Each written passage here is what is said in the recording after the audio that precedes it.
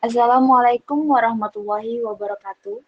Perkenalkan saya Yurike dengan NIM 2130 604103. Baiklah, di sini saya akan menjelaskan tentang wakaf di negara Mesir. Secara geografis, Mesir terletak di wilayah benua Afrika yang berbatasan dengan Jazirah Arab. Namun, mayoritas penduduknya merupakan etnis Arab, yang sudah ada jauh sebelum negara ini merdeka dari Prancis. Pemerintahannya menganut sistem republik yang dipimpin oleh seorang presiden yang dipilih langsung oleh rakyatnya. Mesir merupakan salah satu contoh negara yang sangat baik dalam mengelola wakaf, khususnya pengelolaan wakaf yang dilakukan oleh Lembaga Pendidikan Al-Azhar. Sampai abad ke-19, hampir separuh dari tanah Mesir dikelola oleh Lembaga Wakaf Al-Azhar. Dengan harta wakaf yang dimilikinya, Jamiah Al-Azhar tak sepeser pun menarik iuran dari mahasiswanya.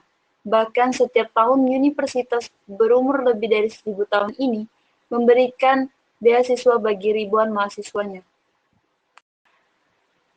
Pengelolaan wakaf di Mesir. Di Mesir, wakaf telah memainkan peran yang penting dalam menggerakkan roda perekonomian dan memenuhi kebutuhan masyarakat Mesir. Hal ini karena wakaf dikelola secara profesional dan dikembangkan secara produktif.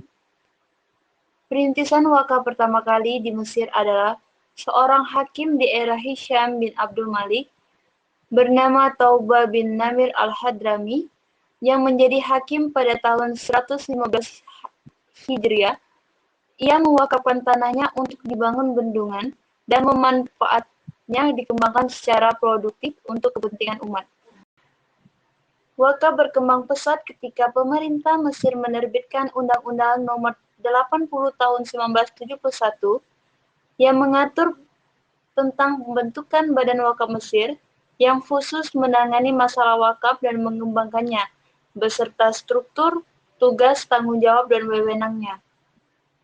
Dengan terbitnya undang-undang di atas, Kementerian Wakaf semakin kuat, dan pemerintahan juga berusaha menerbitkan tanah wakaf dan harta wakaf lainnya dengan menjaga, mengawasi, dan mengarahkan harta wakaf untuk kepentingan publik.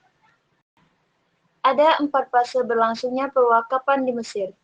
Fase pertama, semenjak datangnya Islam sampai tahun 1882 Masehi, yaitu ketika dibentuk pengadilan keluarga.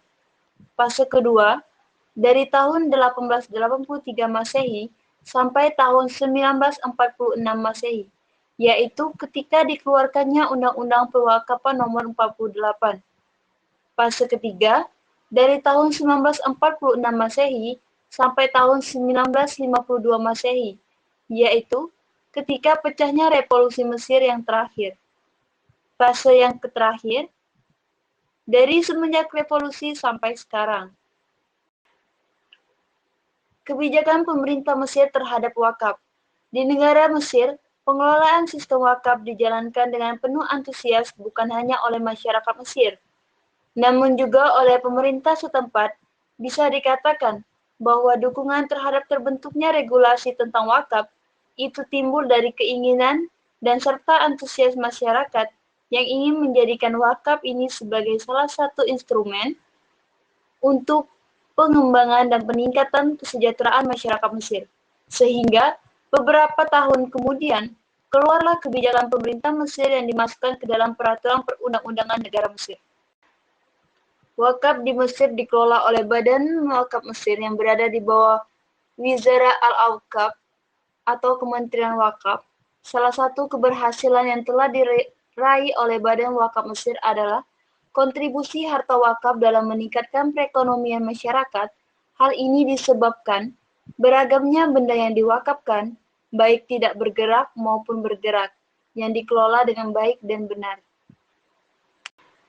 Pengelolaannya dilakukan dengan menginvestasikan harta wakaf di bank syariah atau jika dalam bentuk uang, dan berbagai perusahaan seperti perusahaan besi dan baja. Untuk melengkapi pengembangan wakaf, Badan Wakaf membeli saham dan obligasi dari perusahaan-perusahaan penting,